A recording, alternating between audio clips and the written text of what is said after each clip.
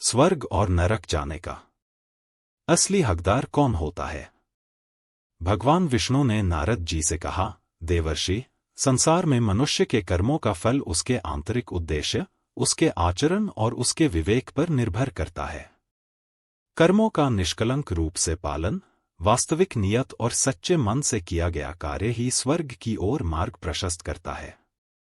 भगवान विष्णु ने आगे कहा, अब सुनो, कुछ लोग जो पुण्य कर्म करते हैं, जैसे पूजा, पाठ, दान, जप, तप, व्रत और धार्मिक कृत्य, उनका उद्देश्य कभी कभी मात्र स्वर्ग की प्राप्ति या फिर सम्मान प्राप्ति के लिए होता है। यदि उनके मन में सच्चे भाव नहीं होते, तो उनका पुण्य उस रूप में फलित नहीं होता जैसा कि उसे होना चाहिए।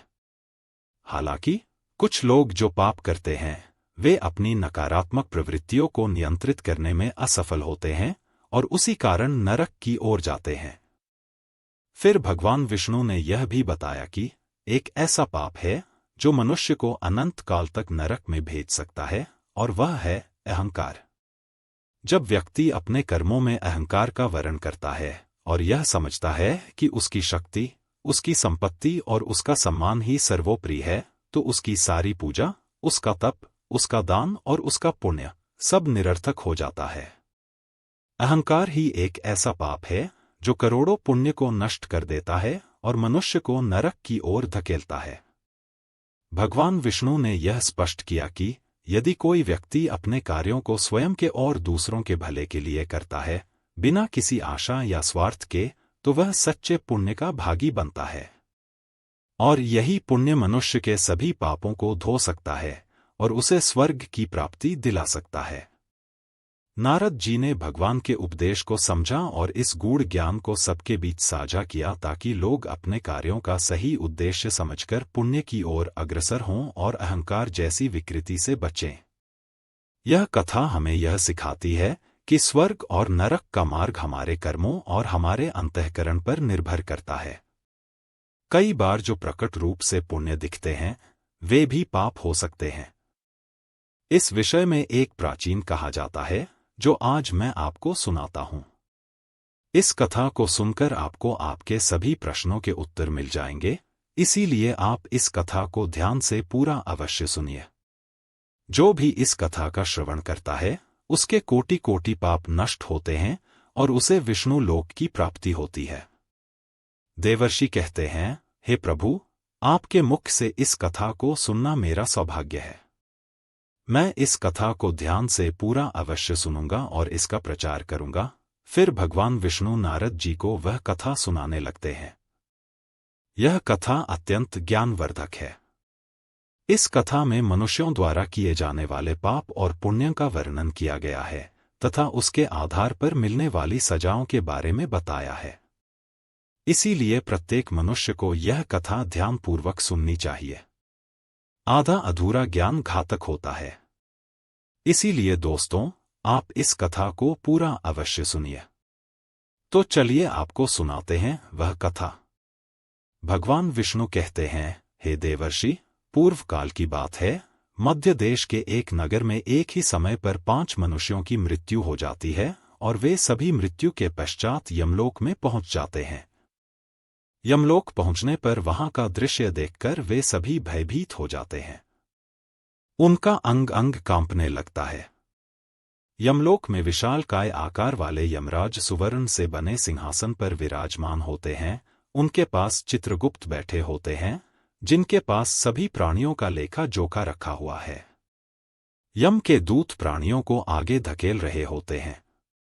कुछ मनुष्य जोर जोर से विलाप कर रहे होते हैं, तो कुछ मनुष्य अत्यंत प्रसन्न होकर चल रहे होते हैं।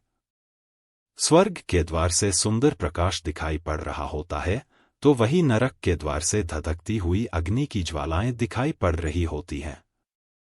इस भयानक दृश्य को देखकर वे पांचों एक दूसरे से बात करने लगते हैं और अपने अपने पाप के विषय में चर्चा कर रहे होते हैं। उन 5 में से 4 लोगों ने अपने जीवन में बहुत पाप कर्म किए हुए होते हैं और उन सभी को यह जान पड़ता है कि अब वे चारों ही नरक में ही जाने वाले हैं। उन चारों में एक चोर होता है, दूसरी वेश्या होती है, तीसरा विद्वान ब्राह्मण होता है, तो चौथा एक राजा का सैनिक होता है तथा पांचवा एक धनवान किसान होता है। वे पांचों अपने अपने कर्म फलों को भुगतने के लिए तैयार होते हैं। फिर एक एक करके सभी पापी और पुण्यात्माएं आगे चल रही होती हैं। वे चारों एक दूसरे के पाप कर्मों के बारे में बताने लगते हैं। सबसे पहले वह चोर बोलने लगता है। उसकी आवाज कांप रही थी और उसके चेहरे पर गहरा पछतावा था। उसने गहरी सांस लेते हुए कहा, भाइयों, मेरा नाम हरिदास है। मैं जानता हूं कि मैंने जीवन भर बहुत पाप किए हैं। मैंने दूसरों का धन चुराया, उन्हें तकलीफ दी और कभी-कभी उनका जीवन भी बर्बाद किया। मैं जानता था कि जो मैं कर रहा हूं वह गलत है, लेकिन मेरे पास कोई विकल्प नहीं था। परिवार भूखा था, मेरे पास कोई काम नहीं था और हर कोई मुझे दुत्कारता था। मैंने चोरी से जो धन पाया उससे मैंने अपने परिवार का पेट भरा, पर अब मुझे इस बात का पछतावा है कि मैंने कितने लोगों को दुख पहुंचाया। अब यमराज मुझे दंड देंगे, मुझे डर है कि मुझे नरक की यातनाएं झेलनी पड़ेंगी। यह कहते हुए हरिदास की आंखों से आंसू बहने लगे। उसकी आवाज थरथरा लगी और उसका चेहरा अपराध बोध से भर गया।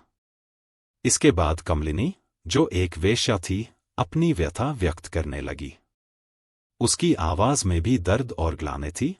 उसने गहरी उदासी के साथ कहा, मेरा नाम कमलिनी है। मैं जानती हूं कि शास्त्रों के अनुसार जो स्त्री कई पुरुषों से संबंध बनाती है उसे नरक में भेजा जाता है, लेकिन मैंने यह सब जानबूझकर नहीं किया। जब मैं छोटी थी, एक दुष्ट व्यक्ति ने मुझे जबरदस्ती उठाकर वेश्या बना दिया। मेरी इच्छा नहीं थी कि मैं यह जीवन जीऊं। मैं चाहती थी कि मैं किसी सम्मानजनक जीवन में होती, लेकिन मेरे पास कोई रास्ता नहीं था। मैंने ना चाहते हुए भी वह सब सहा जो मेरे साथ हुआ। अब मुझे नहीं पता कि मेरे इन पापों का क्या होगा। मुझे यह भी नहीं पता कि अगले जन्म में मुझे किस रूप में जन्म लेना पड़ेगा। मैं नरक जाने के लिए तैयार हूं, क्योंकि मैंने जो कुछ किया उसकी कोई माफी नहीं हो सकती। कमलिनी की आंखों से आंसू बहने लगे। उसकी आत्मा में गहरा दर्द था, मानो वह अपने पूरे जीवन का भार अपने कंधों पर महसूस कर रही हो। उसकी आंखों में वह पीड़ा झलक रही थी जिसे उसने सालों तक छुपाए रखा था। फिर सूर्यकेतु, जो राजा का सैनिक था, उसने बोलना शुरू किया। उसकी आवाज भारी और उदास थी, मानो उसे अपने जीवन के पापों का एहसास हो रहा हो। उसने दुख भरे स्वर में कहा, भाई, मेरा नाम सूर्यकेतु है। हम चारों में सबसे बड़ा पापी तो मैं ही हूं। मैंने बहुत बड़े पाप किए हैं। मैं राजा का सिपाही था, इसीलिए मैं लोगों पर जोर जबरदस्ती करता था। मैंने कितनों के प्राण लिए हैं, ना जाने कितने मासूम लोगों को सताया है, ना जाने कितने निर्दोष लोगों को मेरे हाथ से दंड में मिला है। यमराज मुझे कभी क्षमा नहीं करेंगे और मैं निश्चित ही नरक में ही जाऊंगा, लेकिन मैंने यह सभी पाप जानबूझकर नहीं किए हैं। अपने प्राणों के भय से और परिवार के पालन पोषण के लिए मुझे यह पाप करने पड़े हैं। हमारा राजा जो कहता था उसका पालन हमें करना पड़ता था। राजा के विरुद्ध भला कोई साधारण मनुष्य कैसे जा सकता है? यह सभी पाप करते हुए मुझे अत्यंत दुख भी होता था और मैं जानता था कि यह पाप करने से मुझे नरक की ही प्राप्ति होगी, किंतु परिवार के मोहवश होकर मैंने यह काम किया है। लेकिन पाप तो पाप होता है, पाप करके पश्चाताप करने का क्या फायदा? इसीलिए मेरा नरक में जाना तो तय है। उसके बाद वह विद्वान पंडित बोलता है, भाई, हम चारों में से सबसे बड़ा पापी तो मैं हूं। तुम लोगों ने जो पाप किए हैं वो जाने अनजाने में किए हैं, या किसी ने तुमसे जबरदस्ती करवाए हैं, या मजबूरी में किए हैं, किंतु मैं तो विद्वान था। मैं सब सत्य असत्य जानता था। मुझे सच और झूठ का ज्ञान था, लेकिन फिर भी मैंने धन के लोभ वश यह पाप किए हैं। शास्त्र कहते हैं कि जो सब कुछ जानकर भी पाप करता है वह निश्चित ही नरक में गिरता है। मैंने अपने ज्ञान का दुरुपयोग किया है। मैंने अपने ज्ञान का उपयोग लोगों की सहायता के लिए नहीं, बल्कि धन को कमाने के लिए किया है। मेरे घर की परिस्थिति अत्यंत गरीब थी। मेरे पिता भिक्षा मांगकर गुजारा करते थे, लेकिन मैंने अपने घर की गरीबी को दूर करने के लिए धन लेकर ज्ञान देने की चेष्टा की है। शास्त्र कहते हैं, जो विद्वान ब्राह्मण अपने ज्ञान का दुरुपयोग करता है, उसे निश्चित ही नरक में जाना पड़ता है। मैंने लोगों को ज्ञान देने के बदले में उनसे धन लिया है, कभी किसी को मुफ्त में ज्ञान नहीं दिया। इसीलिए आप चारों में सबसे बड़ा पापी तो मैं ही हूं और मुझे ही नरक में जाना पड़ेगा। वाचस्पति के चेहरे पर पश्चाताप की गहरी लकीरें साफ दिखाई दे रही थी। उसकी आंखों में आंसू थे और उसका सिर शर्म से झुका हुआ था। वह अपनी आत्मा के बोझ से टूट चुका था। इन चारों की बात सुनकर महिपाल, जो एक घमंडी किसान था, हंसने लगा। उसके चेहरे पर घमंड और अहंकार साफ दिख रहा था। उसने ताने मारते हुए कहा, तुम चारों तो इतने बड़े पापी हो कि तुम लोगों को नरक में जाना ही पड़ेगा। तुम लोगों ने घोर पाप किए हैं और इसीलिए यमराज तुम लोगों को कभी माफ नहीं करेंगे। यहां पर मौजूद मैं अकेला ही सबसे अधिक पुण्यवान हूं। मैंने अपने जीवन में बहुत पूजा पाठ किया है, ब्राह्मणों को दान दक्षिणा दी है, मैंने मृत्यु से पूर्व गाय का दान भी किया है और अब मेरे सभी पुत्र पौत्र मेरी आत्मा की मुक्ति के लिए बड़े कार्यक्रम का आयोजन कर रहे हैं। वे मेरे लिए श्राद्ध, दान, तर्पण कर रहे हैं, यज्ञ कर रहे हैं। इसीलिए मैं सबसे अधिक पुण्यवान हूं। मेरी 3 पत्नियां और 10 पुत्र हैं। इतने लोग मेरी मुक्ति के लिए उपाय कर रहे हैं और हां, मैंने अपने जीवन में कभी कोई पाप नहीं किया है और जाने अनजाने में किए भी होंगे तो मेरे पुत्रों के श्राद्ध आदि के कार्यों द्वारा मेरे पाप भी नष्ट हो जाएंगे। मैं नित्य देव पूजा करता था, मंदिर जाता था, पराये अतिथियों को भोजन कराता था। इसीलिए मुझे पूरा विश्वास है कि यमराज मुझे नरक में नहीं डालेंगे और मुझे मोक्ष की प्राप्ति निश्चित ही होगी। फिर वे पांचों धीरे धीरे आगे बढ़ने लगते हैं और फिर जब उनका समय आता है तो उन पांचों के पाप और पुण्य के कर्मों का मूल्यांकन किया जाता है। सबसे पहले बारी आती है उस चोर की, जिसका नाम हरिदास था। हरिदास का हिसाब किया गया। चित्रगुप्त ने उसके कर्मों का लेखा जोखा निकाला और यमराज ने उसका पाप पुण्य का मूल्यांकन किया। कुछ समय तक विचार करने के बाद यमराज ने निर्णय लिया कि हरिदास को स्वर्ग का मार्ग प्राप्त होगा। यह सुनकर हरिदास आश्चर्यचकित हो गया। उसकी आंखों में विश्वास नहीं हो रहा था कि उसे स्वर्ग में स्थान मिलेगा। वह प्रसन्नता से स्वर्ग के द्वार की ओर बढ़ गया। इसके बाद कमलिनी की बारी आई। चित्रगुप्त ने उसके कर्मों का लेखा जोखा निकाला और यमराज ने उसके पाप पुण्य का मूल्यांकन किया। कुछ देर तक विचार करने के बाद उसके पाप पुण्य का मूल्यांकन करके यमराज उसे भी स्वर्ग में जाने के लिए कहते हैं। यह सुनकर कमलिनी की आंखों में आंसू आ गए। उसे यकीन नहीं हो रहा था कि उसकी इतनी बड़ी गलती के बाद भी उसे स्वर्ग में स्थान मिलेगा। वह आभार से भरी हुई बिना कुछ कहे स्वर्ग के द्वार की ओर चल पड़ी। फिर तीसरी बारी आती है उस सिपाही की, जिसका नाम सूर्यकेतु था। चित्रगुप्त ने उसके भी कर्मों का हिसाब किया और यमराज ने उसका पाप पुण्य का मूल्यांकन किया। कुछ देर विचार करने के बाद यमराज ने उसे भी स्वर्ग में भेजने का आदेश दिया। सूर्यकेतु के चेहरे पर एक मिश्रित भाव था, पछतावा और प्रसन्नता। उसने अपने जीवन में किए गए पापों का दुख महसूस किया, परंतु वह भी प्रसन्नता के साथ स्वर्ग की ओर चल पड़ा। फिर चौथी बारी आती है उस विद्वान ब्राह्मण की, जिसका नाम वाचस्पति था। चित्रगुप्त उस ब्राह्मण के कर्मों का लेखा जोखा निकालते हैं और कुछ देर तक विचार करते हैं। फिर यमराज उस ब्राह्मण को भी स्वर्ग में जाने के लिए कहते हैं। फिर वह विद्वान ब्राह्मण विचार करता है, मैंने तो पाप किया है, फिर मुझे क्यों स्वर्ग में भेज रहे हैं। वाचस्पति को भी यह निर्णय आश्चर्यचकित कर गया, परंतु उसने इसे स्वीकार किया और वह भी स्वर्ग की ओर बढ़ गया। उन 4 को स्वर्ग में जाता देख वह धनवान किसान बहुत दुखी और क्रोधित हो जाता है। वह सोचने लगता है कि यह कैसा न्याय है, इन पापियों को स्वर्ग जाने का मौका मिल रहा है, फिर मैंने जो पुण्य के काम किए हैं उनका क्या। पापी और पुण्यवान एक ही जगह पर डाले जाएंगे तो पुण्य करने का फायदा ही क्या। फिर उस धनवान किसान को यम के दूत जोर से धकेल देते हैं और कहते हैं, अरे पापी, तू आगे चल, तुझे नरक में डाला जाएगा, यमराज तुझे माफ नहीं करेंगे। यह सुनकर वह धनवान किसान भयभीत हो जाता है और कहने लगता है, मैं तो स्वर्ग में जाऊंगा, मैंने कोई पाप नहीं किया है। फिर वह धनवान किसान यमराज के सामने आकर खड़ा हो जाता है।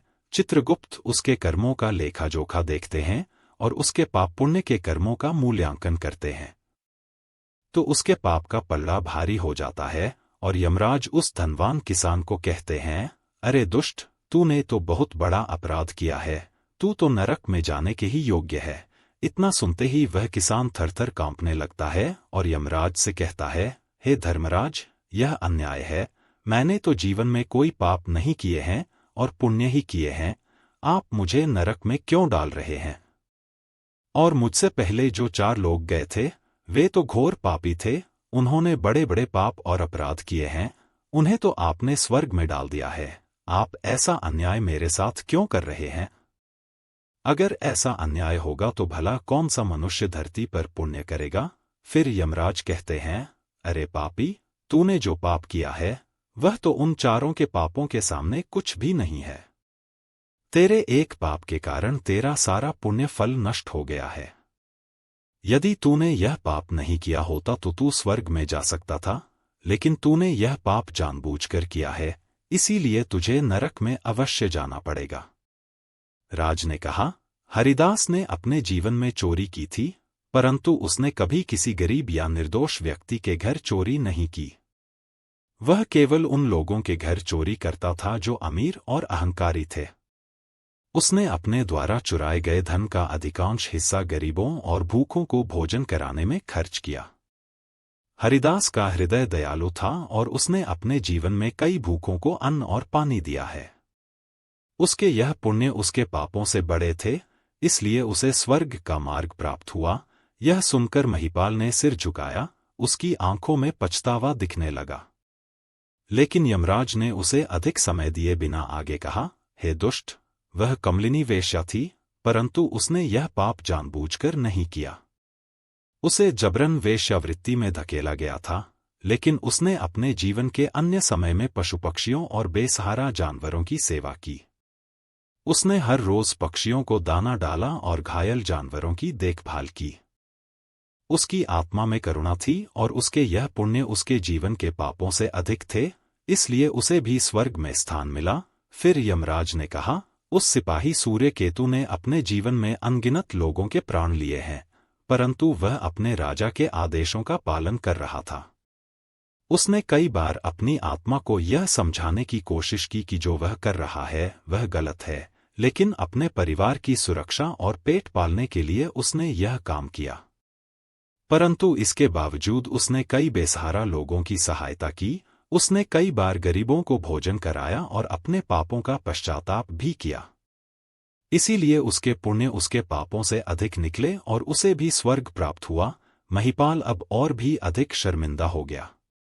उसकी आंखों में पश्चाताप के आंसू थे, लेकिन यमराज ने उसे अपने अंतिम निर्णय के लिए तैयार किया। यमराज ने कहा, उस ब्राह्मण वाचस्पति ने अपने ज्ञान का दुरुपयोग किया था। उसने धन के लोभ में आकर अपने शास्त्रों के ज्ञान का व्यापार किया, परंतु उसने अपने जीवन में कभी किसी को मुसीबत में नहीं छोड़ा। उसने निर्धनों की सहायता की, गौ सेवा की और अपनी विद्या के माध्यम से कई लोगों का उद्धार किया। उसके यह पुण्य उसके पापों से बड़े थे, इसलिए उसे भी स्वर्ग का मार्ग प्राप्त हुआ। इतना सुनकर वह धनवान किसान बोलता है, हे धर्मराज, इन 4 ने जो भी पुण्य किए हैं वह तो मैंने भी किए हैं, बल्कि उनसे ज्यादा किए हैं। फिर भी मैंने ऐसा कौन सा पाप किया है जो मुझे नरक में भेजा जा रहा है? यमराज कहते हैं, हे दुष्ट, याद कर, तूने उस अबला विधवा नारी पर गलत लांछन लगाया था कि उसने तेरे घर पर चोरी की है, और इसके साथ ही तूने उसके ऊपर कई अन्य गलत लांछन लगाए थे।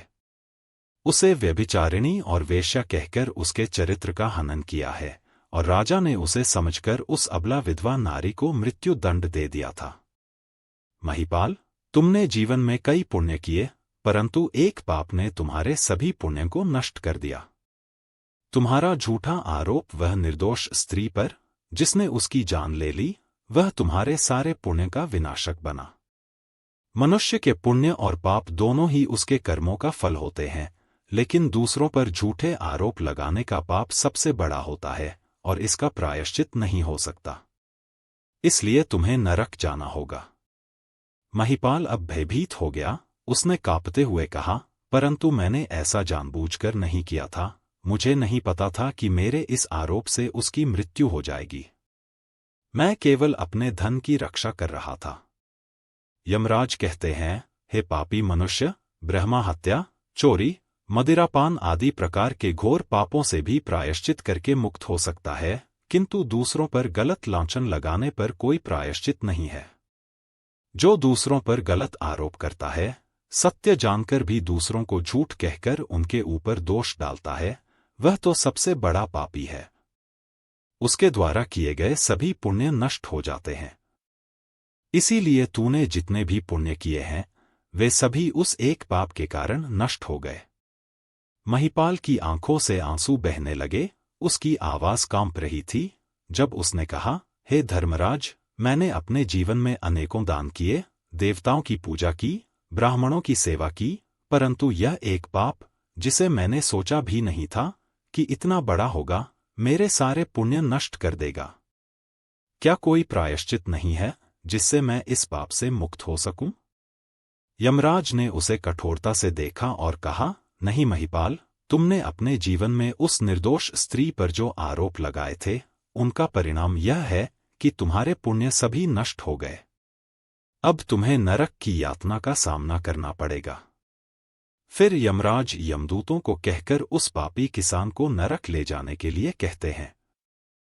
महिपाल यमराज के इस कठोर निर्णय से टूट चुका था। वह रोता बिलखता यमदूतों द्वारा नरक की ओर ले जाया जाने लगा। उसके मन में केवल पछतावा और ग्लानि थी। हे देवर्षि, इस प्रकार से उन चारों ने पाप करके भी उन्हें स्वर्ग की प्राप्ति हुई है, किंतु उस किसान ने जघन्य अपराध किया है। किसी अबला स्त्री पर गलत लांछन करके उसका चरित्र हनन किया है। एक स्त्री सदा ही पूजनीय है। जो भी पुरुष स्त्री पर गलत आरोप करता है, उसे महापाप लगता है। कभी किसी स्त्री की दुर्बलता का फायदा नहीं उठाना चाहिए। पराई स्त्री को सदैव ही माता समझना चाहिए। जो पराई स्त्रियों पर गलत दृष्टि डालता है, उसे पाप ही लगता है। जो विधवा दुखिया स्त्री को सताता है, उसे नरक में जाना पड़ता। मनुष्य को कभी सत्य का मार्ग नहीं छोड़ना चाहिए। सत्य के मार्ग पर चलकर ही स्वर्ग की प्राप्ति होती है। असत्य का साथ देने से मनुष्य के सभी पुण्य भी नष्ट हो जाते हैं। तो दोस्तों, कभी किसी पर गलत आरोप नहीं करना चाहिए। सत्य जानकर भी असत्य का साथ नहीं देना चाहिए। जो दूसरों पर गलत आरोप डालता है, उसे यमराज कभी क्षमा नहीं करते हैं। उम्मीद है आपको यह कथा पसंद आई होगी। वीडियो को लाइक जरूर करें और कमेंट में जय श्री कृष्ण अवश्य लिखें। साथ ही चैनल को सब्सक्राइब करें। आप सभी का धन्यवाद।